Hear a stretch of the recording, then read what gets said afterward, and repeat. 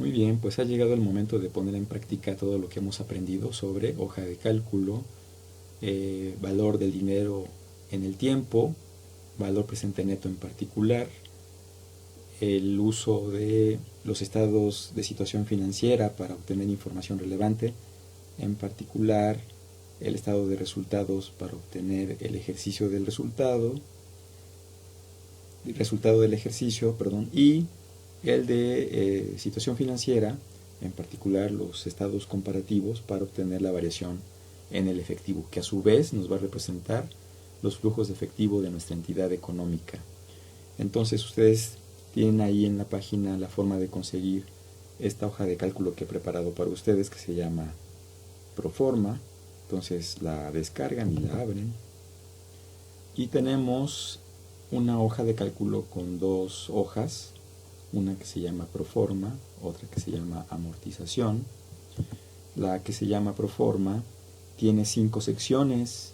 La primera sección es variables presupuestadas, la segunda es inversión presupuestada, la tercera es estado de resultados pro forma para un número de periodos, la que sigue, la cuarta, es estados de situación financiera pro forma, y la quinta es el cálculo del valor presente neto de los flujos. El número de periodos que estamos considerando es de 5, el año 0 es el instante 0, tenemos hasta 5 periodos, y para cada uno de ellos hacemos las proyecciones y calculamos los estados de situación financiera, los estados de resultados pro forma.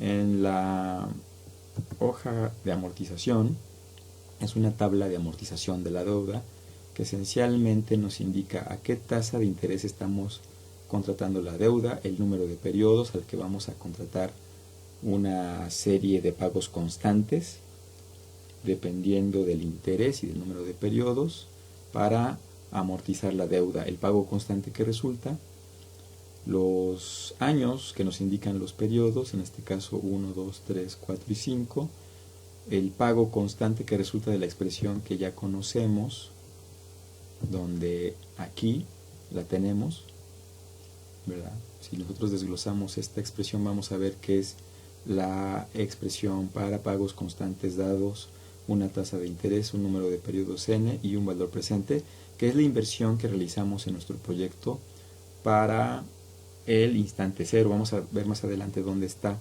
ese valor, de dónde lo sacamos, pero aquí calculamos por lo pronto ese pago constante. Entonces aquí aparece la fila de los pagos, son los valores que se obtuvieron aquí para cada fin de periodo indicado, y vamos a calcular el interés para cada uno de los periodos, así como el capital que estamos amortizando. Aquí se le llama amortización, es el monto del capital que estamos amortizando con cada pago constante. Entonces esta tablita nos da para cada pago constante qué proporciones de interés y qué proporciones de amortización de capital. Voy a explicar después cómo funciona. Por lo pronto vamos a indicar aquí que estamos obteniendo en esta tabla los componentes de capital e intereses para cada una de las pagos constantes que vamos a realizar. Entonces tenemos fundamentalmente estas dos hojas. Las variables presupuestadas en dos colores podemos identificar la información, una que podemos modificar, la que está en morado, y la que está en negrita es que son ecuaciones que no debemos de modificar porque están en función de las variables de usuario. Entonces solamente podemos mover las que están en morado, las negritas las dejamos. Más adelante vamos a ver que hay unos valores en verde. Estos también son ecuaciones que no debemos de mover, nos dan en concreto las variaciones en el efectivo y no debemos de moverlas porque de ellas depende el valor presente neto que se calcula abajo. Entonces todos los colores, todas las variables que están en morado las podemos modificar, las que están en negrita son fórmulas que ya están preparadas para que funcione nuestra modelación de presupuesto en los términos que está aquí expresado. Bueno, vamos a empezar a explicar la hoja de amortizaciones porque de esa depende los valores que van a aparecer en cuanto a intereses y amortización de capital en la hoja proforma. Entonces ya dijimos que A es el monto de los pagos constantes, que se calcula con la fórmula que ya conocemos. Aquí se van colocando. El punto es cómo saber de este monto cuánto es intereses y cuánto es amortización de capital. Entonces, para hacer eso, simplemente vamos a introducir el concepto de capital vivo, que es el capital más intereses que van quedando conforme yo voy haciendo los pagos constantes.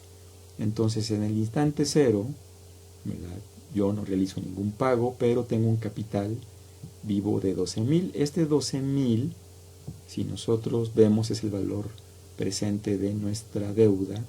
Este lo tomamos de la hoja proforma y dice que es B50. Si yo me voy a B50, voy a ver que en B50 estoy en la zona de estado de situación financiera y en particular el monto de deuda, pero es justamente B50 y no otro. ¿Por qué B50? Porque B está en la columna del año 0, y en el año 0 es cuando hacemos las inversiones en este modelito que yo estoy aquí presentando. Entonces B50 no es otra cosa más que la deuda que contraigo en el año 0 y que es la que debo de amortizar conforme va pasando el tiempo. Entonces por eso aquí aparece como primer capital vivo lo que corresponde a la deuda que aparece en el instante 0 en el estado de situación financiera. Es deuda de largo plazo, que es la que se va a amortizar en los términos que estoy indicando aquí. El siguiente capital vivo es el capital que resulta de restar a 12,000 el pago constante y a su vez sumar los intereses generados para ese periodo. El siguiente capital vivo, el del año 2, no es otra cosa más que el capital vivo del año 1 menos el pago constante en el año 2 más los intereses generados en el periodo 2. El capital vivo en el año 3 es el capital vivo anterior menos el pago constante al final del periodo 3 más los intereses acumulados en el periodo 3. El capital vivo en el periodo 4 es el capital vivo anterior menos el pago constante más los intereses generados en el periodo 4. Finalmente, el capital vivo en el año 5, que debería ser 0, y de hecho lo es, porque 3.95 por 10 a la menos 2 es prácticamente 0.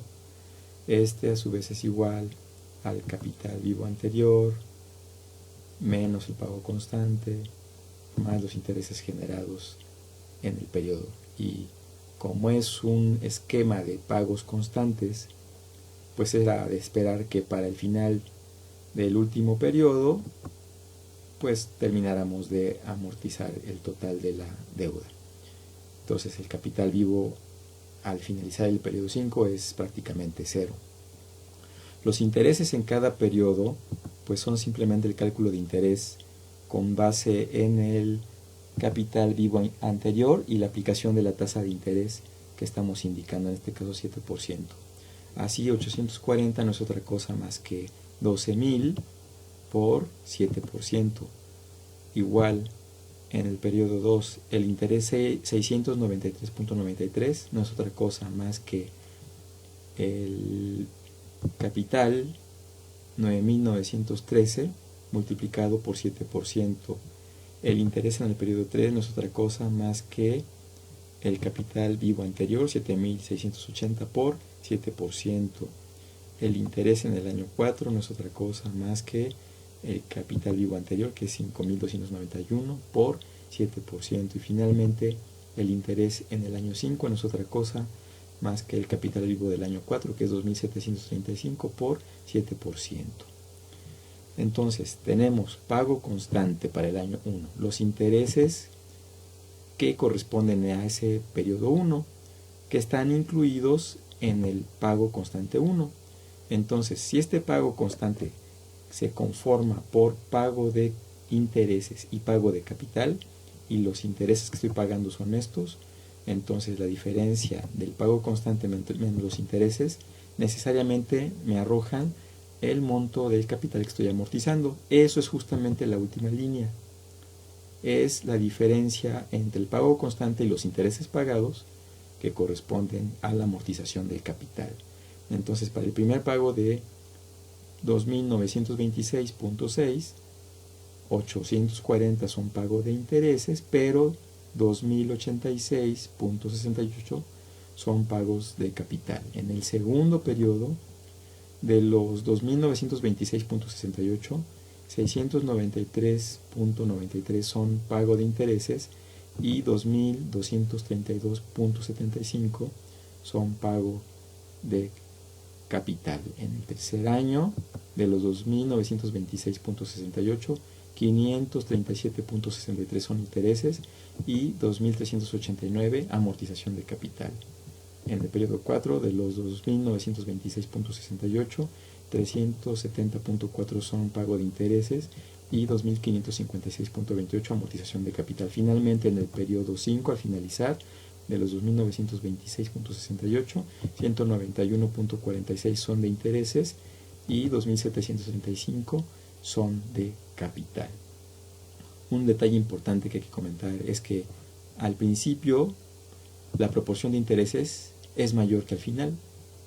Empezamos pagando 840 de intereses y terminamos pagando 191, mientras que la proporción de capital que se pagó al principio es menor que la que se paga al final. Empezamos amortizando 2.086 y terminamos amortizando 2.735. Este es el comportamiento típico de amortización para el pago de deuda con pagos constantes. Bueno, de aquí lo importante es que podemos conocer cuánto se pagó de intereses en el periodo 1 y cuánto se amortizó la deuda. En el periodo 2, cuánto pagamos de intereses y cuánto se amortizó la deuda. Y así para cada periodo. Esto lo vamos a usar en el estado pro forma, concretamente de estados de resultados, pago de intereses concretamente, y en el estado de situación financiera para ver cómo va amortizándose el pasivo de largo plazo. Muy bien, entonces regresando pues a nuestra hoja pro forma, vamos a revisar ahora sí en términos generales cómo está construida la sección de hoja pro forma. Bueno, pues las variables presupuestadas vamos a comentarlas cuáles son y porque con base en ellas está construido todo lo demás. La primera que aparece que podemos modificar es la del IVA. Está como por ciento, quiere decir que en realidad es 0.16, pero cuando en la hoja de cálculo ponemos un número seguido de por ciento, aparece como número entero, aunque en realidad en los cálculos es la fracción correspondiente. Así este 16% en realidad en las ecuaciones es como si se hiciera referencia a un punto 16. Eso es lo que significa 16%. El IVA que estamos considerando es 16%, pero lo podríamos modificar a lo que nosotros consideráramos pertinente. Por ejemplo, pensando en un mundo maravilloso que fuera 10%, ahí le cambiamos y automáticamente todos los valores que tienen que ver con este cálculo de IVA se ajustan. Por lo pronto lo voy a dejar en 16%, que es el que actualmente está vigente.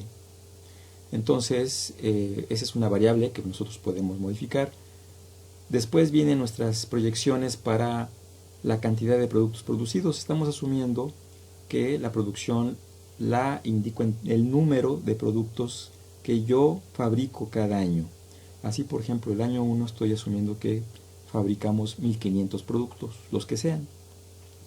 2.000 el año 2, 2.500 el año 3, etc.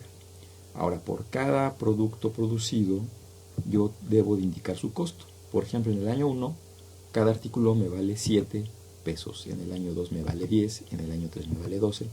Aquí implícitamente estoy indicando un efecto inflacionario que está considerado en los costos del producto.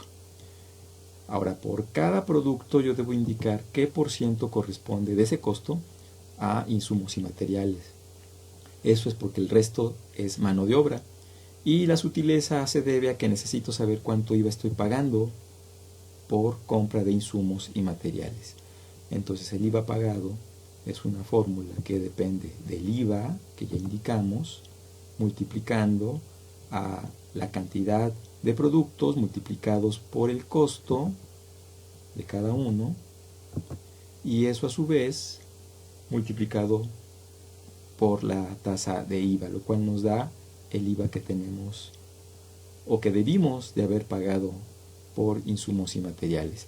Luego debemos de estimar los gastos totales: electricidad, teléfono, etcétera, etcétera, ¿no?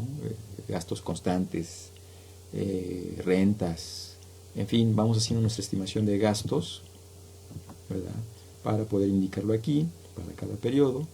Y luego viene la sección de productos vendidos. Los productos vendidos no necesariamente son los productos producidos, aquí yo lo estoy dejando igual, pero en realidad puede ser una cantidad siempre que no rebase los productos producidos más los que yo tenga en mi inventario. Aquí, para simplificar, vamos a decir que esa cantidad de productos vendidos no rebase la de los fabricados, para no entrar con números negativos inconsistentes. Entonces vamos a poner aquí, digamos, 1000, acá 1500, en fin, no tienen por qué ser los números que originalmente aparecían aquí, que eran idénticos a los producidos. Eso era solo para no dejar inventario. Hay una cuenta de inventario por acá en el estado de situación financiera.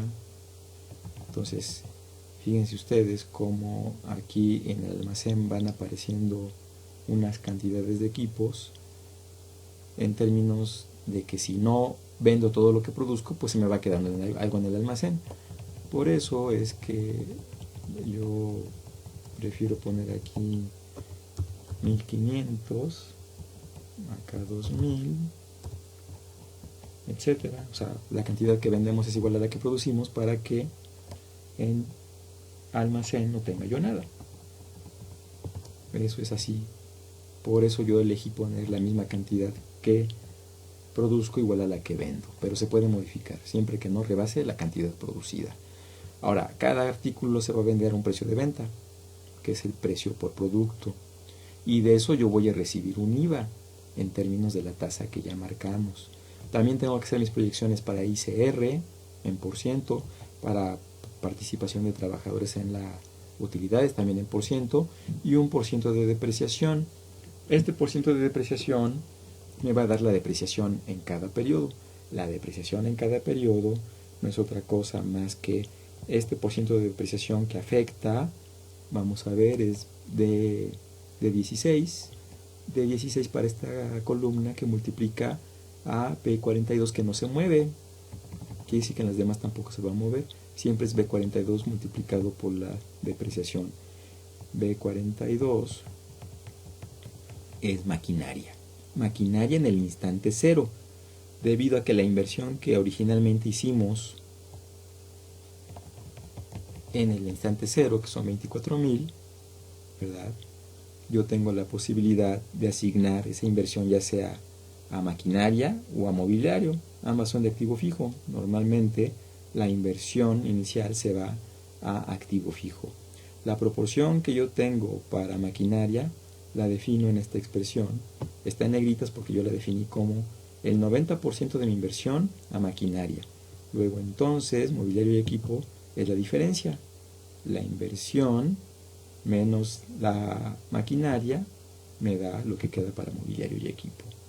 En fin, lo importante es que lo que se considera para el cálculo de la depreciación es la maquinaria. Y entonces esa misma maquinaria, ese mismo monto de maquinaria multiplicado por la depreciación, el porcentaje de depreciación, nos da estos montos, que son los que vamos a aplicar a gastos de operación en el estado de resultados correspondiente. Bien, entonces luego viene la estimación o mi proyección de inversiones. Solo la voy a hacer en el año cero. Yo estimo invertir 24,000, de los cuales el 50% los voy a financiar con capital y el restante con deuda. puedo mover la proporción que voy a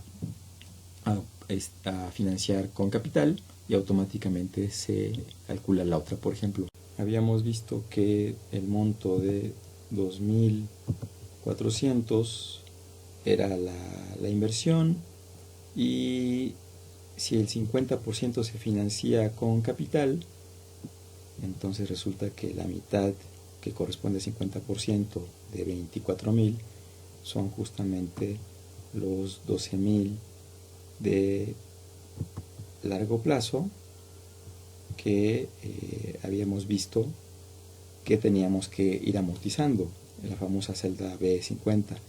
Pero entonces esta a su vez, este monto de deuda, está a su vez calculado en términos del porciento que financiamos con capital y con deuda. Por ejemplo, si yo aquí, en vez de tener 50%, tuviera 30% financiado con capital, quiere decir que 70% sería deuda, y por lo tanto sube el monto de la deuda a 16.800. Por lo tanto, en la hoja de amortización automáticamente se actualiza el monto de la deuda presente a 16.800, también el capital vivo inicial, y todos los cálculos se refrescan. Esto es lo maravilloso de la hoja de cálculo.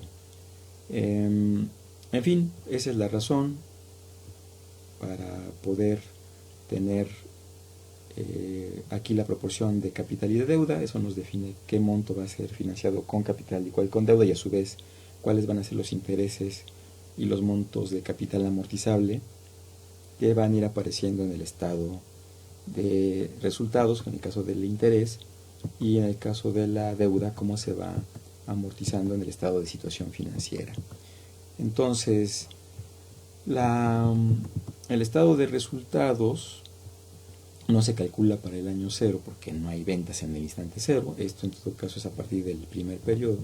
Por eso aparece solo a partir del año 1, y empezamos con ventas, que no es otra cosa más que el precio de cada artículo por el número de artículos que vendimos. Costo de ventas no es otro más que el costo de cada artículo por el número de artículos que vendimos. Utilidad bruta ya sabemos cómo se calcula.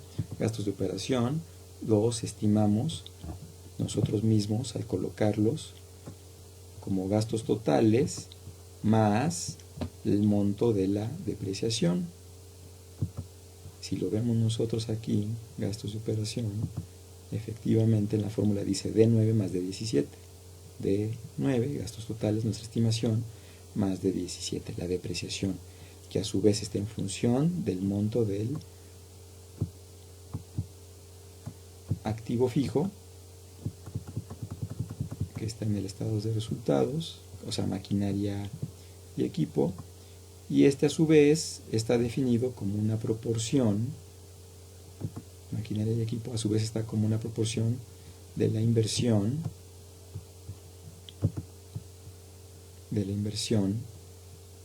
en activo fijo.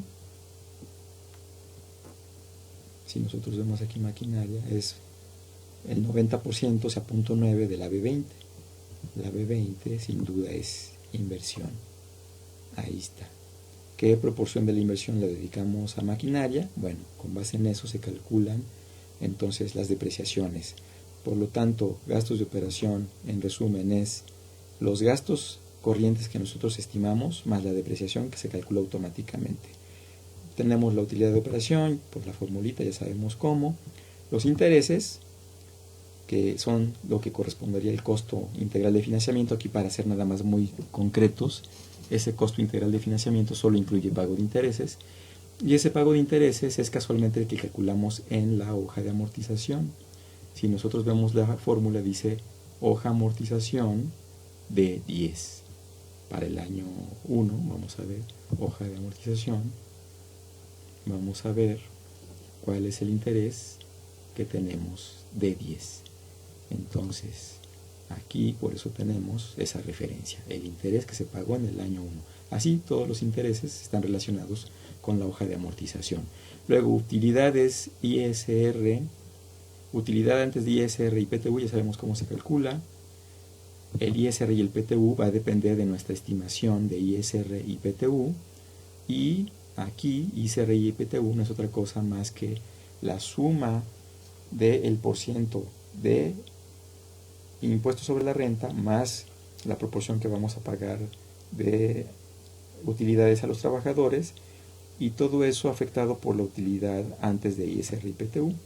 Entonces, este es el monto de impuestos y dineros que vamos a repartir a los trabajadores, por lo tanto lo que queda es el resultado del ejercicio.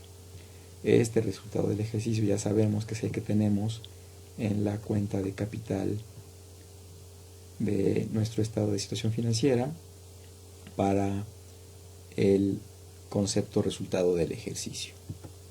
Aquí tenemos de 33, justamente es nuestro resultado del ejercicio correspondiente.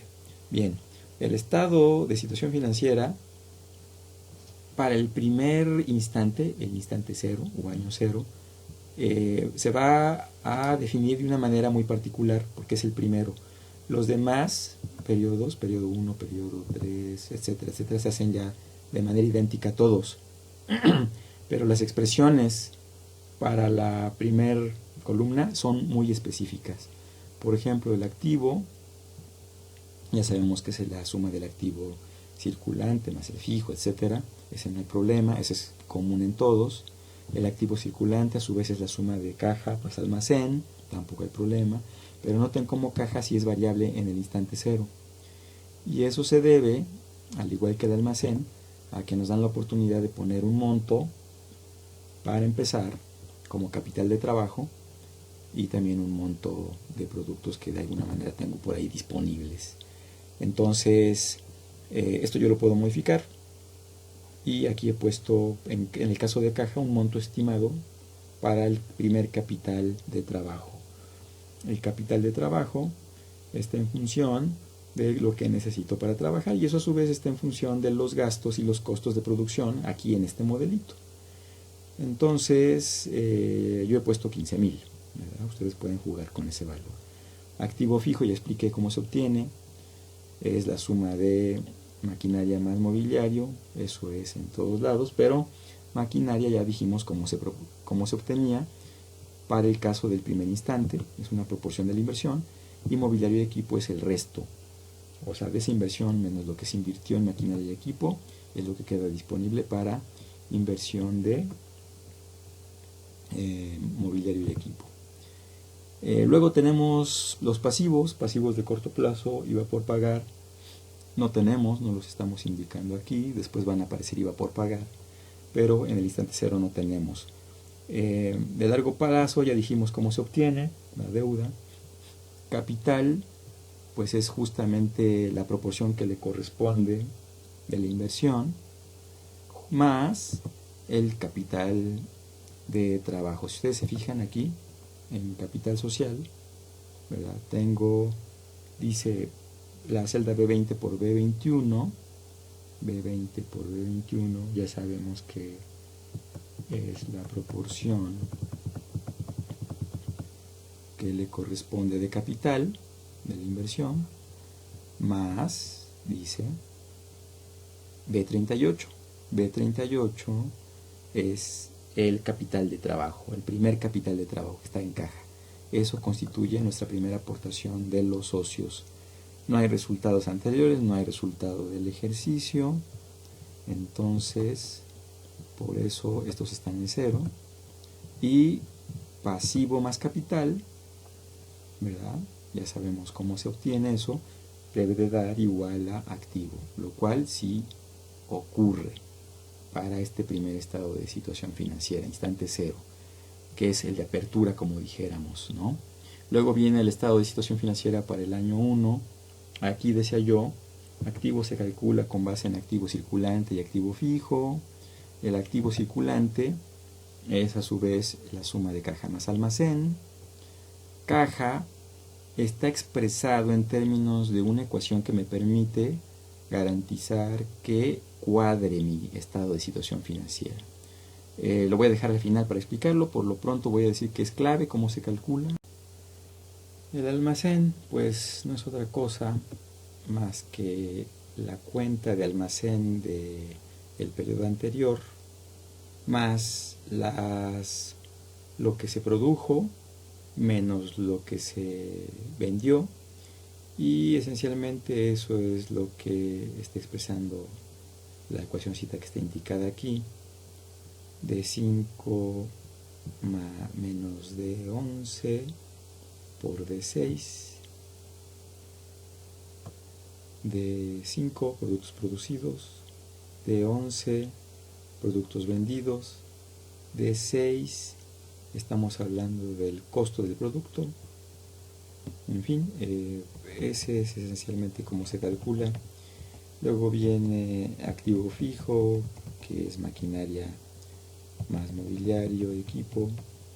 Aquí simplemente se están copiando los montos de B42 menos D17, es la depreciación, o sea, el monto original menos la depreciación, y luego aquí al lado sería el monto anterior menos la depreciación, y así lo vamos llevando. Mobiliario y equipo, este se mantiene igual, así que nada más copiamos de una columna a otra, no hubo inversión, no hay cambio, se mantiene igual. Pasivos, ya sabemos que es igual los pasivos de corto más de largo plazo. El de corto plazo es igual a IVA por pagar. IVA por pagar, en definitiva, es el monto que corresponde a D13 menos D8. D13 es el IVA recibido menos D8 IVA pagado. Aquí estamos asumiendo que el saldo corresponde a una cuenta de IVA por pagar, de tal manera que IVA recibido debe ser mayor siempre que IVA pagado. Por eso aparece en la cuenta de IVA por pagar. Es un pasivo de corto plazo. Pasivo de largo plazo, ya quedamos que es la deuda, pero fíjense que vamos poniendo aquí el valor de la deuda menos la amortización correspondiente. Entonces el anterior menos la amortización, que es amortización de 12 efectivamente la amortización para el periodo 1, la amortización para el periodo 2 está en F12, entonces quiere decir que aquí va a ser el anterior, que es de 50 menos F2 efectivamente, y se van descontando las amortizaciones hasta llegar al punto en el que el monto de la deuda es prácticamente cero, 6.82 por 10 a la menos 2 es prácticamente cero. Entonces esto lo tomamos de la hoja de amortizaciones. Capital, ya sabemos que es la suma del capital social más resultados anteriores más resultado del ejercicio. Capital social, pues esencialmente es el capital social anterior más la proporción de la inversión, si la hay, que corresponde a capital, y así para cada uno de los periodos. Aquí, como no hay inversiones, pues básicamente lo que queda es el capital anterior. Resultados anteriores no había en este caso, se toman el resultado del ejercicio anterior, entonces más los resultados anteriores, entonces por eso aquí aparece B54, que eran los resultados anteriores, más el resultado anterior, que es B55. A su vez acá sería D54, resultados anteriores, más el resultado del ejercicio anterior de 55, y así sucesivamente. El resultado del ejercicio pues se toma directamente del estado de resultados correspondiente, estados de resultados correspondientes, y pasivo más capital ya sabemos cómo se calcula. Bien, entonces decíamos que la cuenta clave es la de caja. Entonces la expresión para calcular caja, si la vemos para esta columna que es la del periodo 1, dice D57, que es pasivo más capital, menos D41, que es activo fijo, menos D39, que es almacén. Esencialmente lo que estamos haciendo es recurrir a la ecuación contable, sabiendo que pasivo más capital es igual a activo. Entonces, si a su vez activo es igual a activo circulante más activo fijo, entonces yo puedo saber que activo circulante en este caso solo lo componen almacén y caja. Así que si yo tengo mi ecuación contable y voy descontando a pasivo y capital los activos fijos, ya nada más me quedan entonces del lado de los activos circulantes.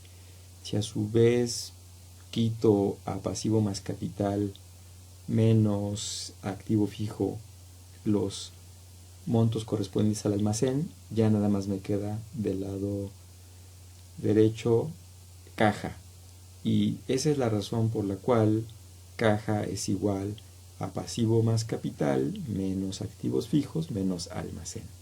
Es un despeje de los componentes de los activos, los vamos pasando al lado de pasivo más capital, restando, y solo me queda activo correspondiente a caja. Entonces de esa manera garantizamos que va a cuadrar, como lo podemos comprobar. Pasivo más capital es igual a activo, pasivo más capital es igual a activo, pasivo más capital es igual a activo, pasivo más capital es igual a activo, pasivo más capital es igual a activo. Bien, tenemos entonces ya nuestro estado de situación financiera. Me interesan las variaciones en la cuenta de flujos de efectivo, que es aquí nada más caja, dado que es la única cuenta de disposición inmediata. Entonces simplemente saco la variación tomando el periodo 2 menos el periodo 1 y me da así la variación para cada uno de los periodos. Eso constituye mis flujos de efectivo. Por ejemplo, aquí el flujo de efectivo para el periodo 1 es 3.580.40 como valor presente, porque se trajo a valor presente este monto con una tasa de interés, la que está aquí indicada, o tasa de retorno, mejor dicho. El siguiente valor presente del flujo que corresponde a la variación del periodo 2 es 2.536, traído a valor presente por 5% para 2 periodos, entonces me da 2.300. Y así voy obteniendo los valores presentes para todos los flujos de ingreso que se dan por las variaciones de efectivo. Aquí en el instante cero tengo un egreso, que es justamente el monto de la inversión. La teníamos por acá arriba, dice B20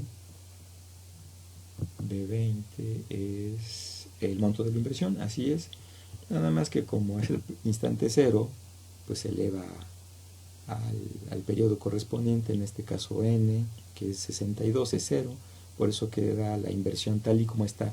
Se le antepone el signo menos para implícitamente ya indicar que se trata de un egreso. Entonces al final tenemos los totales para la suma de los valores presentes de los ingresos, la suma de los valores presentes de los egresos, y ya sabemos que el valor presente neto simplemente es la suma de los dos periodos, de los dos valores, de valores presentes.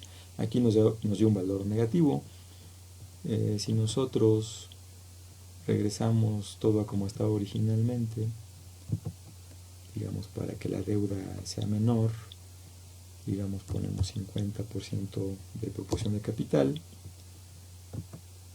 ¿verdad? Entonces vemos que hay un cambio en todos los componentes.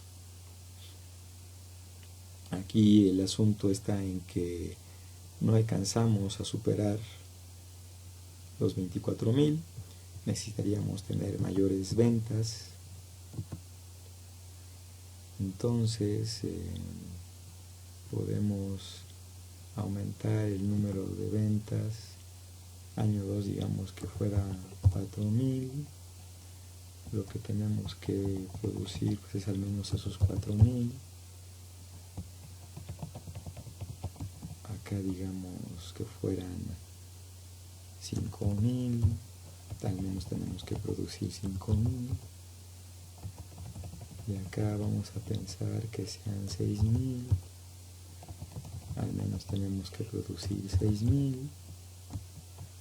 y finalmente acá pongamos 7.000, al menos producimos 7.000, y vamos a ver qué pasa con los flujos de efectivo, con el valor presente neto. Bueno, efectivamente aquí se ha recompuesto, tenemos ya mayor cantidad de ingresos, el valor presente es mayor que el valor presente de la inversión, y por lo tanto ya tenemos un BPN positivo. Bueno, con esto terminamos esta demostración. Espero que ustedes jueguen con su hoja y puedan llegar a algunas conclusiones de manera personal. Revisen cómo están construidas las ecuaciones para ustedes poder hacer su propio modelo. Y bueno, con esto terminamos este ejercicio.